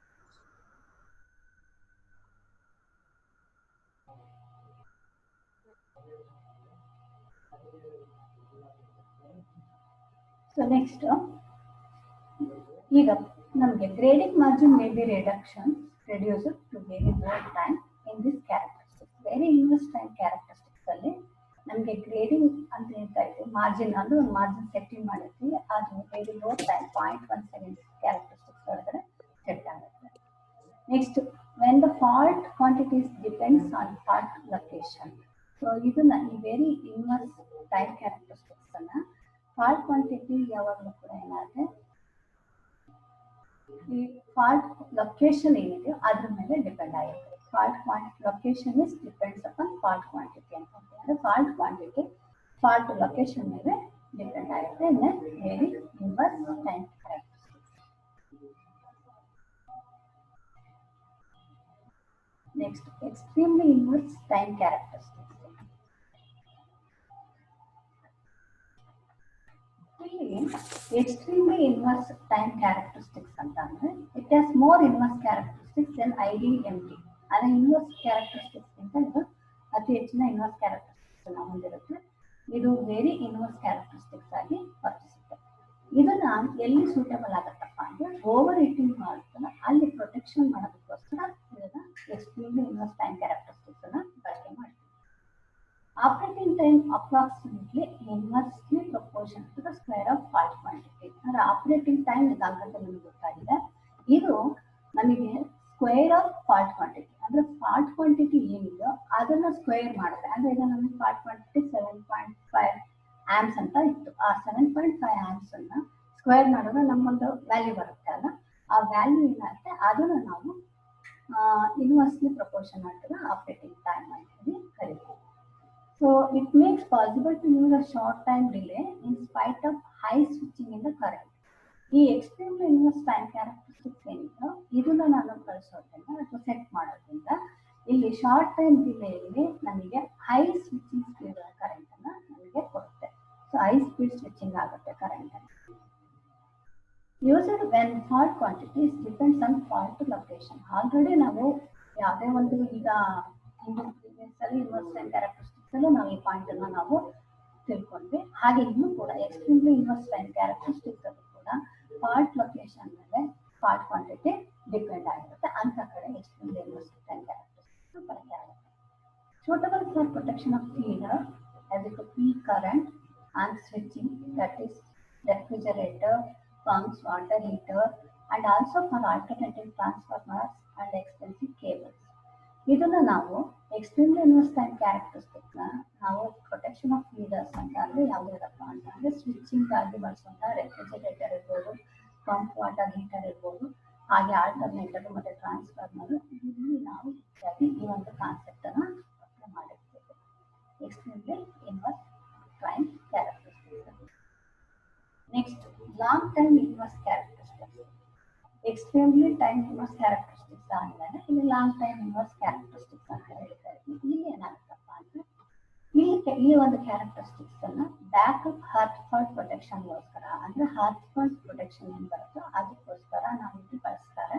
ಇಲ್ಲಿ time inversely proportional fault current ಅದು ಆಪರೇಟಿಂಗ್ ಟೈಮ್ ಯಾವಾಗಲೂ ಕೂಡ ಫಾಲ್ಟ್ ಕರೆಂಟ್ ಕ್ವಾಂಟಿಟಿಗೆ ಏನಾಗಿರುತ್ತೆ ಇನ್ವರ್ಸ್ಲಿ ಪ್ರಪೋರ್ಷನಲ್ ಆಗಿರುತ್ತೆ. ಓವರ್ ವೋಲ್ಟೇಜ್ ಮತ್ತೆ ಅಂಡರ್ ವೋಲ್ಟೇಜ್ ಅಂತ ಹೇಳ್ತೀವಿ. ಈಗ ಓವರ್ ವೋಲ್ಟೇಜ್ ಅಂದ್ರೆ ಏನು ಮತ್ತೆ ಅಂಡರ್ ವೋಲ್ಟೇಜ್ ಅಂತ ಹೇಳ್ತೀವಿ. ಅದರ ರಿಲೇ ಓವರ್ ವೋಲ್ಟೇಜ್ ಮತ್ತೆ ಅಂಡರ್ ವೋಲ್ಟೇಜ್ ರಿಲೇ ಅಂದ್ರೆ ಏನು ಅನ್ನೋದನ್ನ ತಿಳ್ಕೊಳ್ತಾರೆ. ಇಲ್ಲಿ electromagnetic relies are working on same principle of induction type relay ಅಂತ ಹೇಳಿ ಕರಿತೀವಿ. ಅಂದ್ರೆ ನಾವೀಗಾಗಲೇ ಪ್ರೀವಿಯಸ್ ಕ್ಲಾಸಲ್ಲಿ ಕ್ಲಾಸಲ್ಲಿ ಇಂಡಕ್ಷನ್ ಟೈಪ್ ರಿಲೇಗಳನ್ನ ನೋಡಿದ್ದೀವಿ, ಹೌದಲ್ಲ? ಹೌದಾ ಅಲ್ವಾ? ಇಂಡಕ್ಷನ್ ಟೈಪ್ ರಿಲೇ ಅಂದ್ರೆ ಹೇಗಿತ್ತು, ಎನರ್ಜಿ ಮೀಟರ್ ಇತ್ತಲ್ಲ, ಅದು ಇಂಡಕ್ಷನ್ ಟೈಪ್ ಮೀಟರ್ ಅಂತ ಹೇಳಿದ್ರೆ ಅದೇ ತರ ಇತ್ತಲ್ಲ ರಿಲೇ ನೆನ್ನೆ ನೋಡಿದ್ರು. ಆ induction type relay electromagnetic relay ಅಂತ ಕರಿಬೋದಾ? ಹೌದಲ್ಲ. ಸೊ ಹಾಗಾದ್ರೆ ಎಲೆಕ್ಟ್ರೋಮ್ಯಾಗ್ನೆಟಿಕ್ ರಿಲೇ ಹೇಗೆ ವರ್ಕ್ ಮಾಡುತ್ತೋ ಅದೇ ಪ್ರಿನ್ಸಿಪಲ್ ನಲ್ಲಿ induction type disc type relay ಕೂಡ ವರ್ಕ್ ಮಾಡುತ್ತೆ. ಹಾಗಾದ್ರೆ ಇದೇನನ್ನ ಸೆನ್ಸ್ ಮಾಡುತ್ತೆ ಈ ರಿಲೇ? ಇದೊಂದು ಸೆನ್ಸರ್ ವರ್ಕ್ ಆಗುತ್ತೆ ಅಂತ ಹೇಳಿ ನೆನೆ ತಿಳ್ಕೊಂಡ್ವಿ ಅಲ್ವಾ? ಏನನ್ನ ಸೆನ್ಸ್ ಮಾಡುತ್ತೆ ಸೆನ್ಸರ್ ಅಂತ ಆಗೋದಾದ್ರೆ? ಪಿ ಟಿ ವ್ಯಾಲ್ಯೂ ಅಂದ್ರೆ ಪೊಟೆನ್ಶಿಯಲ್ ಟ್ರಾನ್ಸ್ಫರ್ ಆಗೋದ ವೋಲ್ಟೇಜ್ ಲೆವೆಲ್ ಅನ್ನ ಯಾರು ಮಾಡ್ಬೋದು, ಸೆನ್ಸ್ ಮಾಡ್ಬೋದು. ಅಂದ್ರೆ ಇಂತಿಷ್ಟ ವೋಲ್ಟೇಜ್ ಬರಬೇಕು ಅಂತ ಹೇಳಿ ನಾವು ಸೆಟ್ಟಿಂಗ್ ಮಾಡಿರೋದ್ರಿಂದ ಅದ್ರಲ್ಲಿ ಏನಾರ ಒಂದು ವ್ಯತ್ಯಾಸ ಆಯ್ತು ಅಂದ್ರೆ ಅವಾಗ ನಾವು ಅದನ್ನ ಏನಂತ ಹೇಳ್ತೀವಿ, ಕಂಡುಹಿಡಿಯುತ್ತೆ ಅಂತ ಹೇಳ್ತೀವಿ ಅಲ್ವಾ, ಐಡೆಂಟಿಫೈ ಮಾಡುತ್ತೆ, ಅದೇ ಸೆನ್ಸರ್ ಆಗಿರುತ್ತೆ. ಸೊ ಹಾಗಾದ್ರೆ ಈಗ ನಾವು ಪಿ ಟಿ ಅಂದ್ರೆ ಪೊಟೆನ್ಶಿಯಲ್ ಟ್ರಾನ್ಸ್ಫಾರ್ಮರ್ ಅನ್ನು ಯೂಸ್ ಮಾಡ್ತಾ ಇದ್ದೀವಿ ಅಂದ್ರೆ ಈ ರಿಲೇಯನ್ನ ಇನ್ಪುಟ್ ಆಗಿ ತಗೊಂಡಿದ್ದೀವಿ. ಹಾಗಿದ್ರೆ ಅದರಲ್ಲಿ ಔಟ್ಪುಟ್ ಯಾವಾಗ ಜನರಲಿ ಕೆಪ್ಟಿನ್ 110 ವೋಲ್ಟ್ಸ್ ಅಂತ 110 ಗೆ ಸೆಟ್ ಮಾಡಬೇಕಾಗುತ್ತೆ. ಔಟ್ಪುಟ್ ಅನ್ನು ಯಾವಾಗಲೂ ಕೂಡ ಎಷ್ಟಕ್ಕೆ ಸೆಟ್ ಮಾಡಬೇಕಾದ್ರೆ, ಎಷ್ಟಕ್ಕೆ ಸೆಟ್ ಮಾಡಬೇಕು? 110 ವೋಲ್ಟ್ಸ್ ಅಂದ್ರೆ ಇನ್ಪುಟ್ 110 ವೋಲ್ಟ್ಸ್ಗೆ ಸೆಟ್ ಮಾಡ್ತೀರಾ. ಹಾಗಿದ್ರೆ then part occurs in the PT output produces the voltage which is a turn analyzer and this mechanism to rotate.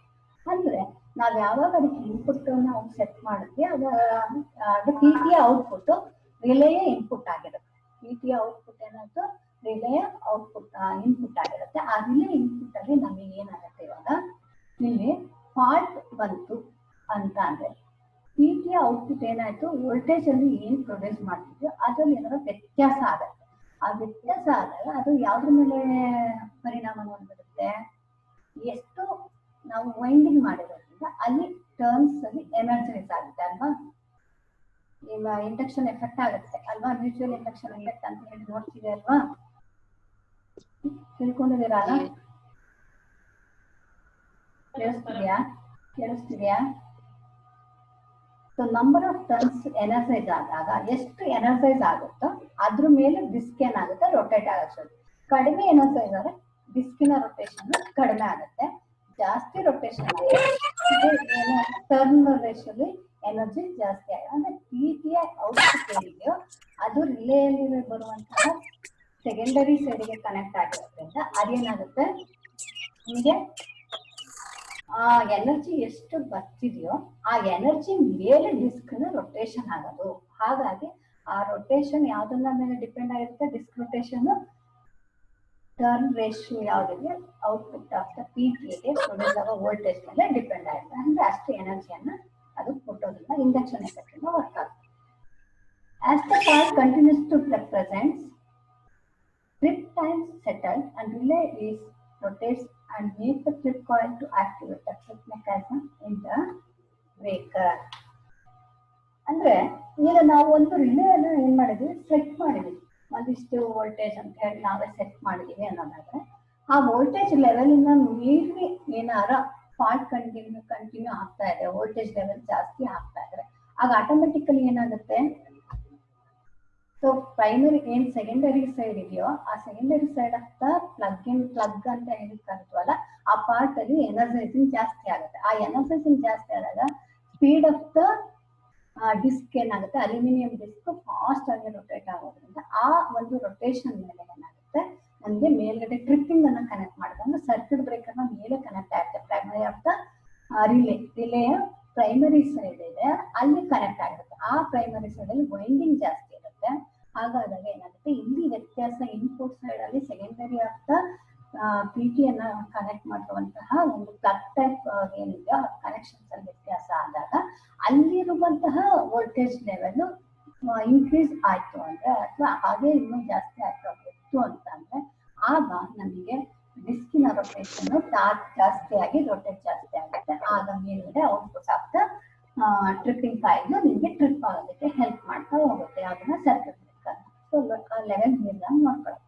The tripping time settled has for the characteristics selected. Tripping time ಯಾವ್ದ್ರ ಮೇಲೆ depend ಆಗಿರುತ್ತೆ ಅಂದ್ರೆ characteristics selection ಮಾಡೋದ್ರ ಮೇಲೆ. ಅಂದ್ರೆ ನಾವೀಗಾಗಲೇ inverse characteristics, relay characteristics, extremely very high characteristics ಅಂತ ಏನು ನಾವು ತಿಳ್ಕೊಂಡ್ವಿ ಅವುಗಳನ್ನ ನೀವು ಸೆಟ್ ಮಾಡಿರ್ತೀರ, ಆಲ್ರೆಡಿ ಸೆಟ್ ಮಾಡಿರ್ತೀರ. ಅದ್ರ ಮೇಲೆ ಟ್ರಿಪ್ಪಿಂಗ್ ಟೈಮ್ ಸೆಟಲ್ ಆಗುತ್ತೆ.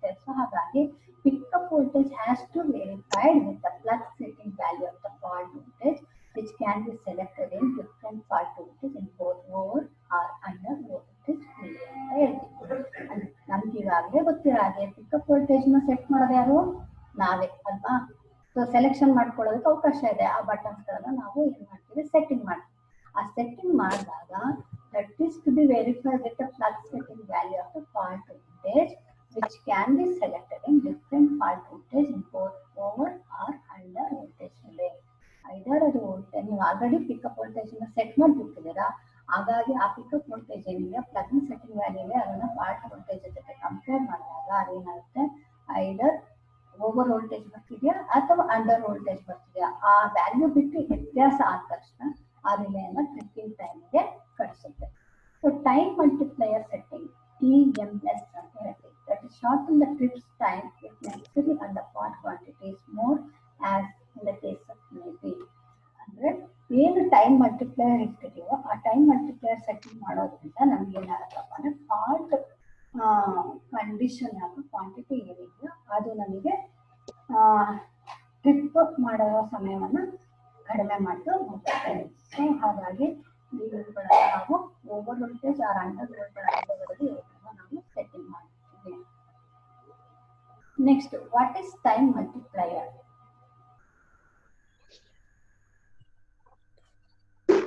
Time multiplier setting. Time multiplier setting ಅಂದ್ರೆ ಏನು? ಇದು ಏನನ್ನ ಹೆಲ್ಪ್ ಮಾಡುತ್ತೆ, ಯಾವುದಕ್ಕೆ ಹೆಲ್ಪ್ ಮಾಡುತ್ತೆ, ಯಾಕೆ ಟೈಮ್ ಸೆಟ್ ಮಾಡಬೇಕು? This setting, the time multiplier setting, helps the relay to shorten the time selected without changing any other setting made in the relay. ಅಂತಂದ್ರೆ ಈ ಟೈಮ್ ಸೆಟ್ಟಿಂಗ್ ಏನಿದೆ, ಈ ಟೈಮ್ ಸೆಟ್ಟಿಂಗ್ ರಿಲೇಯ ಶಾರ್ಟನ್ ಆಗೋದಕ್ಕೆ ಒಂದು time ಅಂತ ಏನಿದೆ ಆ ಟೈಮ್ ಅನ್ನ ಏನ್ ಮಾಡುತ್ತೆ, ಯಾವುದೇ ಬದಲಾವಣೆಗಳನ್ನ ಹಾಕಿದ್ರೆ ಅದನ್ನು selection ಮಾಡ್ಕೊಳ್ಳುತ್ತೆ. So time multiplier helps the relay to activate fast the breaker in case of a fault quantity is more than the 50% of fault quantity selected for the tab setting. ಅಂದ್ರೆ ನಾವು ಯಾವುದೇ ಒಂದು ಮಲ್ಟಿಪ್ಲೈಯರ್ ಟೈಮ್ ಮಲ್ಟಿಪ್ಲೈಯರ್ ನ ಯಾಕೆ set ಮಾಡ್ತೀವಿ ಅಂದ್ರೆ percentage ಅಲ್ಲಿ set ಮಾಡ್ತೀವಿ ಅಂತ ಹೇಳಿ ನಾವು ತಿಳ್ಕೊಂಡಿದ್ವಿ.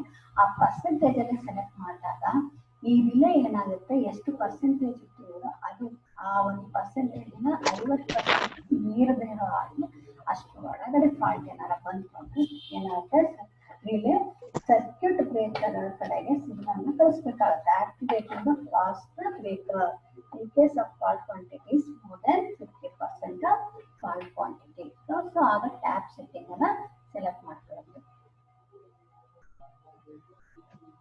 So next, differential protection relay.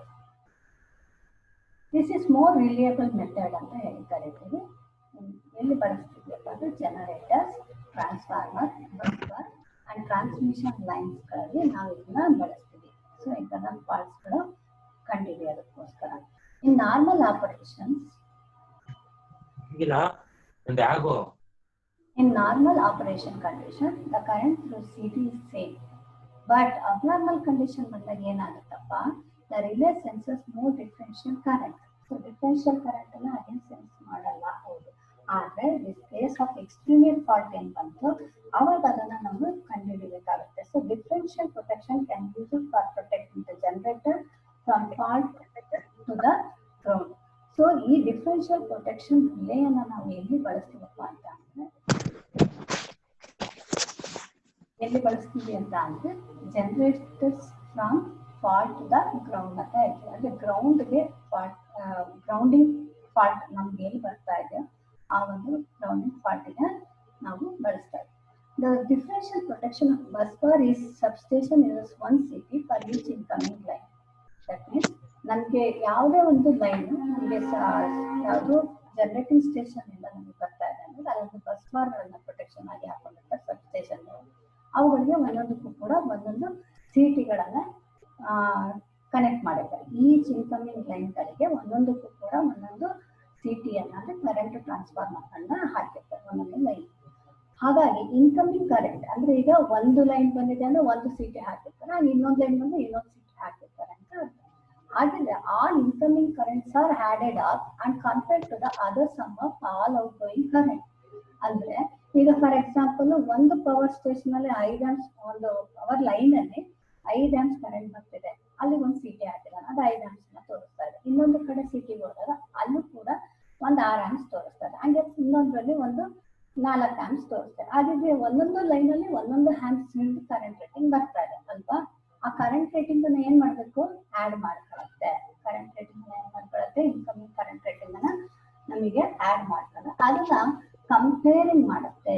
So ಎಷ್ಟು ಬರ್ತಾ ಇದೆಯೋ ಇನ್ಕಮಿಂಗ್ ಕರೆಂಟ್, ಅದು ಔಟ್ ಗೋಯಿಂಗ್ ಕರೆಂಟ್ ಜೊತೆ ಕಂಪೇರ್ ಮಾಡುತ್ತೆ. ಸೊ ಹಾಗಾಗಿ ಇದನ್ನ ನಾವು ಡಿಫರೆನ್ಷಿಯಲ್ ಪ್ರೊಟೆಕ್ಷನ್ ಮೇಲೆ ಆ ಒಂದು ಬೇರೆ ಬೇರೆ ಲೈನ್ಸ್ ಟ್ರಾನ್ಸ್ಮಿಷನ್ ಲೈನ್ಗಳಲ್ಲಿ ಒಂದೊಂದಕ್ಕೂ ಸಿಟಿಯನ್ನು ಹಾಕಿರೋ ಕಡೆ ಇದನ್ನ ಹೆಚ್ಚಾಗಿ ಬಳಕೆ ಮಾಡ್ತೀವಿ. ಹಾಗಾಗಿ ಇದು ಇವರನ್ನ ನೋಡಿ ಡಿಫರೆನ್ಷಿಯಲ್ ಪ್ರೊಟೆಕ್ಷನ್. ಸೊ ಎಕ್ವಿಪ್ಮೆಂಟ್ ನ ಪ್ರೊಟೆಕ್ಟ್ ಮಾಡಬೇಕು. ಹಾಗಾಗಿ ಇದು ಇದೆ. ಅದಕ್ಕೆ ಲೈನ್ಸ್ಗಳು ಲೈನ್ 1, ಲೈನ್ 2, ಲೈನ್ 3 ಬಂದಿದೆ ಅಲ್ಲ, ಕಾಣ್ತಿದ್ಯಾ? ಸೊ ಅಲ್ಲಿ ನೋಡಿ ಒಂದು ಲೈನ್ಗೆ ಸಿಟಿಯನ್ನ ಹಾಕಿದ್ದಾರೆ, ಹೌದಲ್ಲ? ಸೊ ಇದು ಇನ್ಕಮಿಂಗ್ ಕರೆಂಟ್ ಅಂತ ಅನ್ಕೊಂಡ್ರೆ ಇಲ್ಲೊಂದು ಪ್ಲಸ್ ಪಾಯಿಂಟ್ ಅಲ್ಲಿ ಒಂದು ಕಾಣ್ತಿದೆ, ಇಲ್ಲೊಂದು ಮೈನಸ್ ಅಲ್ವಾ. ಇದು ನಮ್ಮ ಸಿಟಿಯ ಸಿಂಬಲ್. ಈ ಸಿಂಬಲ್ ಅಲ್ಲಿ ಎಷ್ಟು ಇನ್ಕಮಿಂಗ್ ಕರೆಂಟ್ ಬರ್ತಾ ಇದೆಯೋ ಅಷ್ಟು ಔಟ್ ಗೋಯಿಂಗ್ ಕರೆಂಟ್ ಇದೆಯಾ ಅಂತ ಹೇಳಿ ಕಂಪೇರ್ ಮಾಡ್ಕೊಳ್ಳೋದು. ಆವಾಗ ಇಲ್ಲಿ OC ಅಂತ ಹೇಳಿ ಕಾಣ್ತಿದ್ಯಾ,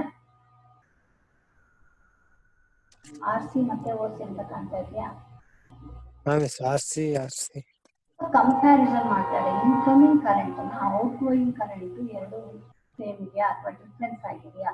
ಹಾಗಾಗಿ ಇಲ್ಲಿ ನಾವು ಡಿಫರೆನ್ಷಿಯಲ್ ರಿಲೇ ಅನ್ನ ಇಲ್ಲಿ ಕನೆಕ್ಟ್ ಮಾಡ್ತಾರೆ, ಈ ಪಾಯಿಂಟ್. ಓಕೆ, ಅರ್ಥ ಆಯ್ತಾ? ಎರಡು RC ಕಂಪ್ಯಾರಿಸನ್ ಮಾಡ್ಬೇಕಲ್ಲ ಎರಡು. ಅದು ಮಧ್ಯದಲ್ಲಿ OC ಅಂತ ಇದ್ರೆ ಅದನ್ನು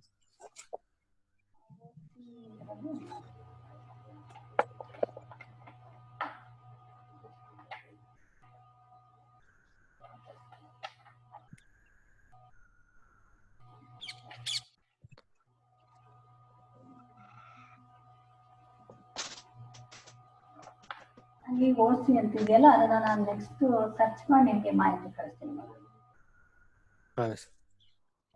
ಮಾಹಿತಿ ಸಿಕ್ಕಿಲ್ಲ ನೋಡಿ, ನಾನು ನಿಮಗೆ ಹೇಳ್ತೀನಿ ಆಯ್ತಾ.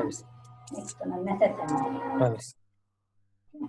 ಸೊ ಹಾಗಾದ್ರೆ ಡಿಫರೆನ್ಷಿಯಲ್ ರಿಲೇ ಅಂತ ಅಂದ್ರೆ ಏನು ಅಂತ ಹೇಳ್ಬೋದು, incoming current out going current ಎರಡನ್ನು ಮ್ಯಾಚಸ್ ಮಾಡ್ಕೊಳ್ಬೇಕು ಅಂದ್ರೆ ಕಂಪೇರ್ ಮಾಡ್ಕೊಳ್ಬೇಕು ಅಂದ್ರೆ ಡಿಫರೆನ್ಷಿಯಲ್ ರಿಲೇಗಳನ್ನ ಬಳಕೆಯನ್ನ ಮಾಡ್ತೀವಿ ಅಂತ ಹೇಳಿ ಗೊತ್ತಾಗ್ತದೆ.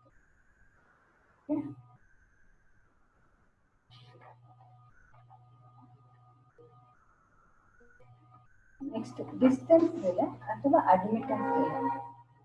ಡಿಸ್ಟೆನ್ಸ್ ರಿಲೇ ಅಥವಾ ಅಡ್ಮಿಟೆನ್ಸ್ ರಿಲೇ ಅಂತ ಹೇಳ್ತೀವಿ. ಇಲ್ಲಿ ಯಾವ ಒಂದು ರಿಲೇ ಇದೆಯೋ ಇದು ಇಂಡಕ್ಷನ್ ಮೇಲೆ ವರ್ಕ್ ಆಗ್ತಿದೆಯಾ, ಯಾವ್ದ್ರ ಮೇಲೆ ವರ್ಕ್ ಆಗ್ತಿದೆಯಾ ಅದ್ರ ಮೇಲೆ ರಿಲೇನ ಕ್ಲಾಸಿಫಿಕೇಶನ್ ಮಾಡಿದ್ವಿ ಅಲ್ವಾ. ಇಲ್ಲಿ ಅಡ್ಮಿಟೆನ್ಸ್ ರಿಲೇ ಅಂತ ಹೇಳ್ತೀವಿ ಅಥವಾ ಡಿಸ್ಟೆನ್ಸ್ ರಿಲೇ ಅಂತ ಹೇಳ್ತೀವಿ. Impedance of transmission line is directly proportional to the length ಅಂತ ಹೇಳ್ತೀವಿ. ಅಂದ್ರೆ ಯಾವುದೇ ಒಂದು ಲೈನ್ ಇತ್ತು ಅಂದ್ರೆ ಅಲ್ಲಿ ನಮಗೆ ಏನೇನ್ ಸಿಗುತ್ತೆ, ಒಂದು ಇಂಪೆಡೆನ್ಸ್ ಅಂದ್ರೆ ಏನು, total resistance of the circuit ಅಂತ ಹೇಳ್ತೀವಿ ಅಲ್ವಾ. ಏನೇನಿರುತ್ತೆ ಇಂಪೆಡೆನ್ಸ್ ಅಂದ್ರೆ Z ಅಂತ ರೆಪ್ರೆಸೆಂಟ್ ಮಾಡ್ತೀವಿ. ಆ Z ಅಲ್ಲಿ ಏನಿರುತ್ತೆ, ಇಂಡಕ್ಟೆನ್ಸ್ ಇರುತ್ತೆ, ಕೆಪಾಸಿಟೆನ್ಸ್ ಇರುತ್ತೆ ಅಲ್ವಾ, ಹೌದಾ? RLC ಸರ್ಕ್ಯೂಟ್ ಬಂದಾಗ ನಾವು ತಿಳ್ಕೊಂಡಿದ್ವಿ ಅಲ್ವಾ. ಹಾಗಾಗಿ X ಮತ್ತೆ L ಇರುತ್ತೆ, ಇಂಪೆಡೆನ್ಸ್ ಮತ್ತೆ R ಅಂತ ಹೇಳ್ತೀವಿ. ಸೊ ಯಾವುದೇ ಒಂದು ವೈರ್ ತಗೊಂಡ್ರು ಕೂಡ ಇಲ್ಲಿ ಮ್ಯಾಗ್ನೆಟಿಕ್ ಫ್ಲಕ್ಸ್ ಪ್ರೊಡ್ಯೂಸ್ ಆಗುತ್ತಾ ಲೈನ್ ಅಲ್ಲಿ ಟ್ರಾನ್ಸ್ಮಿಷನ್ ಆಗ್ಬೇಕಾದ್ರೆ? ಹಾಗೆ ಆಗುತ್ತೆ ಅಲ್ವಾ. ಇಂಡಕ್ಷನ್ ಎಫೆಕ್ಟ್ ಇದ್ದೇ ಇರುತ್ತೆ, ಕೆಪಾಸಿಟೆನ್ಸ್ ಚಾರ್ಜಿಂಗ್ ಎಫೆಕ್ಟ್ ಇರುತ್ತಾ, ಇದ್ದೇ ಇರುತ್ತೆ. ಹಾಗೆ ರೆಸಿಸ್ಟೆನ್ಸ್ ಕೂಡ ವೈರ್ ಲೆಂತ್ ಮೇಲೆ ಇದ್ದೇ ಇರುತ್ತಲ್ವಾ. ಸೊ ಇವು transmission line is proportional to the length ಅಂತ ಹೇಳ್ತಾರೆ. ಲೆಂತ್ ಬಂದು ಏನಾಗುತ್ತೆ, ನಾವು ಎಷ್ಟು ಲೆಂತ್ ವೈರ್ ಹಿಡಿತೀವೋ ಅದು ಡಿಸ್ಟೆನ್ಸ್ ಆಗ್ತಾ ಹೋಗುತ್ತೆ ಅಲ್ವಾ, ಡಿಸ್ಟೆನ್ಸ್ ಆಗ್ತೀವಿ. ಸೊ ಹಾಗಾಗಿ distance measurement is appropriately capable of measuring impedance of the line to determine the point such as relay is described as the distance relay. ಅಂದ್ರೆ ನಮಗೆ ಡಿಸ್ಟೆನ್ಸ್ ರಿಲೇ ಅಂದ್ರೆ ಏನಪ್ಪಾ ಅಂತಂದ್ರೆ ನಾವು ಎಷ್ಟು ಡಿಸ್ಟೆನ್ಸ್ಗೆ ವೈರ್ ಅನ್ನ ನಾವು ಏನ್ ಮಾಡ್ತಾ ಇದೀವಿ, ಎಳ್ಕೊಂಡು ಹೋಗ್ತೀವೋ ಅದ್ರ ಒಂದ್ರ ಮೇಲೆ ನಾವು ರಿಲೇ ಕೇಪಬಿಲಿಟಿನ ತಗೋಬೇಕಾಗತ್ತೆ, ಸುಮ್ಮನೆ ತಗೊಳಂಗಿಲ್ಲ. ಈಗ ಎಷ್ಟು ಡಿಸ್ಟೆನ್ಸ್ ಕವರ್ ಮಾಡ್ತೀರಾ ನಿಮ್ length of the wire transmission line, ಅದ್ರ ಆ ಒಂದು ಲೆಂತ್ ಆಫ್ ದ ವೈರ್ ಮೇಲೆ ನಮಗೆ ಇಂಪೆಡೆನ್ಸ್, ರೆಸಿಸ್ಟೆನ್ಸ್, ಕೆಪಾಸಿಟೆನ್ಸ್ ಎಲ್ಲವೂ ಕೂಡ ಆಡ್ ಅಪ್ ಆಗ್ತದೆ. ಹಾಗಾಗಿ ಆ ರಿಲೇ ಕೆಪಾಸಿಟೆನ್ಸ್ ಯಾವಾಗಲೂ ಕೂಡ ಇಂಪಾರ್ಟೆನ್ಸ್ ಆಫ್ ದ ಲೈನ್ ಮೇಲೆ ಡಿಟರ್ಮೈನ್ ಮಾಡುತ್ತೆ. ಅಂದ್ರೆ ರೀಚಿಂಗ್ ಪಾಯಿಂಟ್ ಅಷ್ಟೇ. ಯಾಕಂದ್ರೆ ಸ್ಟಾರ್ಟ್ ಟು ರೀಚ್ ಇದ್ದೇ ಇರುತ್ತಲ್ಲ, ಒಂದು ಪಾಯಿಂಟ್ ಸ್ಟಾರ್ಟ್ ಆದ್ರೆ ಇನ್ನೊಂದು ಪಾಯಿಂಟ್ ಹಿಂದೆ ಇರುತ್ತೆ. ಸೊ ರೀಚ್ ಪಾಯಿಂಟ್ ಎಷ್ಟಿದೆ ಆ ಲೆಂತ್ ಮೇಲೆ ಡಿಪೆಂಡ್ ಆಗಿ ತಗೋಬೇಕು. ಸೊ ಹಾಗಾಗಿ ಇದನ್ನ ಅದಕ್ಕೋಸ್ಕರ ಡಿಸೈನ್ ಮಾಡ್ತಾರೆ. ಸೊ ಇಲ್ಲಿ ಏನಾರ ಒಂದು ಫಾಲ್ಟ್ ಅಕ್ಕರ್ಸ್ ಆಯ್ತು in between the relay location to selected point, ಆಗ ಇದು ವ್ಯತ್ಯಾಸ ಆದಾಗ ಅಂದ್ರೆ ಸೆಲೆಕ್ಷನ್ ಪಾಯಿಂಟ್ ಮತ್ತೆ ಡಿಸ್ಟೆನ್ಸ್ ಅಲ್ಲಿ ಏನಿದೆ ಆ ರಿಲೇಗಳಲ್ಲಿ ವ್ಯತ್ಯಾಸ ಆದಾಗ ಡಿಫ್ರೆಂಟ್ ಲೈನ್ ಸೆಲೆಕ್ಷನ್ ಮಾಡ್ಕೊಳ್ಳೋದು. Next, installation of differential relay for protection of the power transformer used transmission line. So ಇಲ್ಲೊಂದು ಫಿಗರ್ ಕಾಣ್ತಾ ಇದೆ, ಇದೊಂದು ಪವರ್ ಟ್ರಾನ್ಸ್ಫಾರ್ಮರ್ ಅಂತೇಳಿ ಫಿಗರ್ ಕಾಣ್ತಾ ಇದೆ. ಪವರ್ ಟ್ರಾನ್ಸ್ಫಾರ್ಮರ್ ಇದು, ಇದಕ್ಕೆ ಪ್ರತಿಯೊಂದಕ್ಕೂ ಸಿಟಿಯನ್ನ ಹಾಕಿದಾರ ನಾವು, ಒಂದೊಂದು ಲೈನ್ ಸಿಟಿ ಹಾಕ್ತಾರೆ ಅಂತ ಹೇಳಿ ನಾವು ಈಗ ತಾನೇ ಡಿಸ್ಕಸ್ ಮಾಡಿದ್ವಿ ಅಲ್ವಾ, ಹೌದಾ? ಕೇಳಿಸ್ತೀಯಾ ಗಣೇಶ್? ಕೇಳಿಸ್ತಿದ್ಯಾ? ಫಿಗರ್ ನೋಡ್ತಾ ಇದ್ದೀರಲ್ಲ, ಆ ಫಿಗರ್ ಅಲ್ಲಿ ಒಂದು ಪವರ್ ಟ್ರಾನ್ಸ್ಫಾರ್ಮರ್ ಇದೆ. ಪವರ್ ಟ್ರಾನ್ಸ್ಫಾರ್ಮರ್ ಅಲ್ಲಿ 3 ವೈರ್ಗಳು ಹೊರ ಬಂದಿದೆ, ಇನ್ಪುಟ್ ಸೈಡ್ ಮತ್ತೆ ಔಟ್ಪುಟ್ ಸೈಡ್ ಎರಡು ಕಡೆಯಿಂದ, ಹೌದಾ? ಹಾಗಿದ್ರೆ ನಾವಿಲ್ಲಿ CT1 ಮತ್ತೆ CT2 ಅಂತ ಹೇಳಿ ಒಂದು ಕನೆಕ್ಷನ್ ಹಾಕಿದ್ದಾರೆ. ಆ CT1 ಅಂದ್ರೆ ಕರೆಂಟ್ ಟ್ರಾನ್ಸ್ಫಾರ್ಮರ್ ಬಂದು ನಿಮಗೆ ಎಲ್ಲಿ ಕನೆಕ್ಟ್ ಆಗ್ತಾ ಇದೆ ನೋಡಿ, ಎಲ್ಲಿ ಕನೆಕ್ಟ್ ಆಗ್ತಾ ಇದೆ CT1 ಬಂದು ಮೊಬೈಲ್ ಅಲ್ಲಿ ಕಾಣಿಸ್ತಿದ್ಯಾ ಫಿಗರ್ ನೀಟ್ ಆಗಿ? CT1 ಅಂತಾರೆ current transformer 1 winding end switch ಎಲ್ಲಿಗೆ ಹೋಗ್ತಾ ಇದೆ? CT2 ಹೋಗ್ತಾ ಇದೆ. ಮತ್ತೆ CT ಟೈಮ್ ನ ಸೆಕೆಂಡರಿ ವೈಂಡಿಂಗ್ ಅದು ಕನೆಕ್ಟ್ ಆಗಿ ಎಲ್ಲಿಗೆ ಹೋಗ್ತಾ ಇದೆ? ಎಲ್ಲಿಗೆ ಹೋಗಿದೆ ನಿತಿನ್? CT2 ನ ಸ್ಟಾರ್ಟಿಂಗ್ ವೈರ್ ಮತ್ತೆ ತಗೊಂಡ್ಬಂದು ಎಲ್ಲಿ ಕನೆಕ್ಟ್ ಮಾಡಿದ್ದಾರೆ?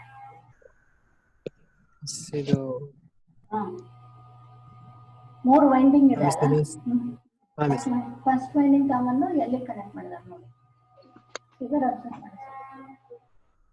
ಡಿಫರೆನ್ಷಿಯಲ್ ಪ್ರೊಟೆಕ್ಷನ್ ಟ್ರಾನ್ಸ್ಫಾರ್ಮರ್ ಅಲ್ಲಿ ರಿಲೇಯನ್ನ ಕನೆಕ್ಟ್ ಮಾಡ್ತಾ ಇರುವಂತ ಜಾಗದಲ್ಲಿ ಸಿಟಿಗಳನ್ನ ಹೇಗೆ ಕನೆಕ್ಟ್ ಮಾಡಿದ್ದಾರೆ?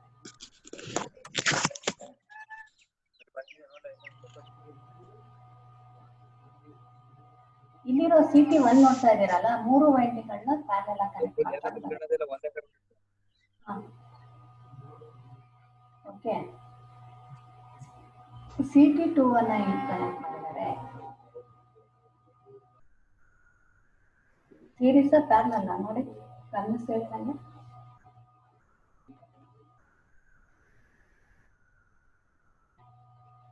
ಪ್ಯಾರಲಲ್ ಆಗಿ ಮಾಡೋಣ ಅನ್ಸುತ್ತೆ. ಪ್ಯಾರಲಲ್ ಆಗಿ ಕನೆಕ್ಷನ್ ಮಾಡಿದಾರ. CT2 ಕಡೆ ನೋಡಿ, CT1 ಪ್ಯಾರಲಲ್.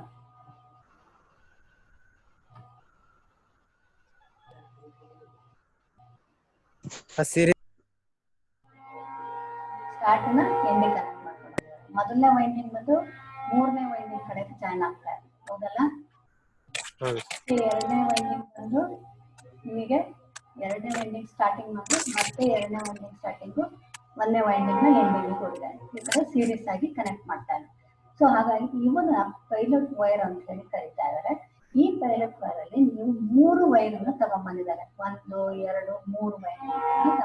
ಇದು ರಿಲೇಗೆ ಕನೆಕ್ಟ್ ಆಗಿದೆ. ಕಾಯಿಲ್ CT1 ಒಂದು, CT2ಗೆ ಒಂದು, CT3 ಒಂದು ಬಂದಿದೆಯಲ್ಲ, 3 ಫೇಸ್ ವೈರ್ ಅಲ್ಲಿ CT1 2 3 ಇದರ ಮೊದಲನೇ ವೈರು ಈ ರಿಲೆಯ ಒಂದು ಕಾಯಿಲೆ, ಎರಡನೇದು 2ನೇ ಕಾಯಿಲೆ, 3ನೇ ಕಾಯಿಲೆ ಜಾಯ್ನ್ ಆಗಿದೆ.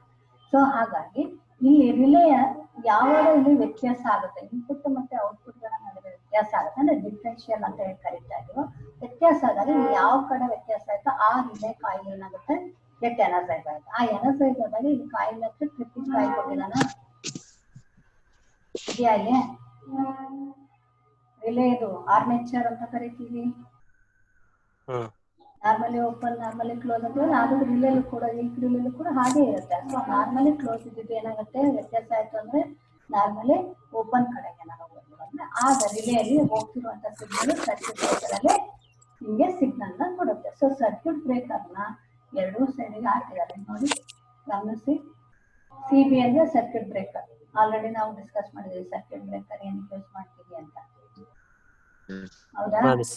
ಸರ್ಕ್ಯೂಟ್ ಬ್ರೇಕರ್ ಕೆಲಸ ಏನು ಅಂತ ಗೊತ್ತಿದೆ. ಸರ್ಕ್ಯೂಟ್ ಬ್ರೇಕರ್ ಬ್ರೇಕ್ ಆಗ್ಬೇಕು ಅಂದ್ರೆ ಯಾರು ಹೆಲ್ಪ್ ಆಗ್ತಾ ಇದೆ? ಇನ್ ಟೈಮ್ ಕರೆಕ್ಟ್ ಆಗಿ ಸರ್ಕ್ಯೂಟ್ ಬ್ರೇಕರ್ ವರ್ಕ್ ಆಗ್ಬೇಕು ಅಂತ ಅಂದ್ರೆ ಯಾರು ಹೆಲ್ಪ್ ಬೇಕು? ರಿಲೇ. Very good. ಆ ರಿಲೇಯಿಂದ ನಮಗೆ ಟ್ರಿಪ್ಪಿಂಗ್ ಕಾಯಿಲ್ ವರ್ಕ್ ಆಗ್ತಾರೆ. ಹಾಗಾಗಿ ಆವಾಗ ನಮಗೆ ಡಿಸ್ಕನೆಕ್ಟ್ ಆಗುತ್ತೆ. ರಿಲೇ ಇಸ್ ಮೋಸ್ಟ್ಲಿ ನಮಗೆ ತುಂಬಾನೇ ಎಕ್ವಿಪ್ಮೆಂಟ್ ಅನ್ನ ಕಾಪಾಡೋದಕ್ಕೆ, ಪವರ್ ಟ್ರಾನ್ಸ್ಫಾರ್ಮರ್ ಇರುವುದು ಅಲ್ಲಿ ತುಂಬಾ ಹೆಲ್ಪ್ ಮಾಡುತ್ತೆ. ಈ ಫಿಗರ್ ನ ಡ್ರಾ ಮಾಡಿ ಒಂದ್ಸರಿ, ಆಯ್ತಾ? ಇವತ್ತು ಡ್ರಾ ಮಾಡಿ ನನಗೆ ವಾಟ್ಸಪ್ ಅಲ್ಲಿ ಕಳಿಸಿ. ಸುಮ್ಮನೆ ಕುತ್ಕೊಂತಾ ಇದ್ದೀರಾ? ಗಣೇಶ್, ಜೀವನ್, ನಿತಿನ್, ಕೇಳಿಸ್ತಿದ್ಯಾ? ವಾಯ್ಸ್ ಕೇಳಿಸ್ತಿದ್ಯಾ? ಈ ಫಿಗರ್ ಡ್ರಾ ಮಾಡಿ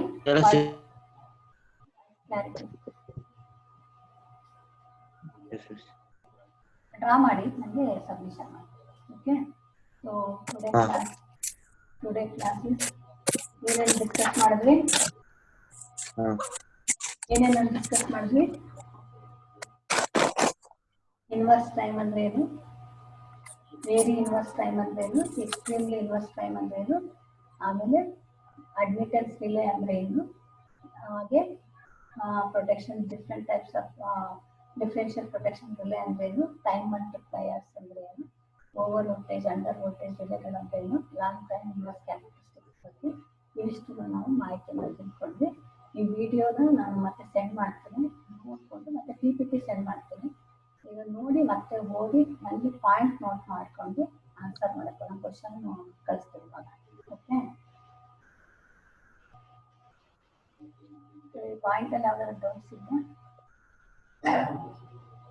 ಜೀವನ್ ಲೇಟಾಗಿ ಬಂದೆ.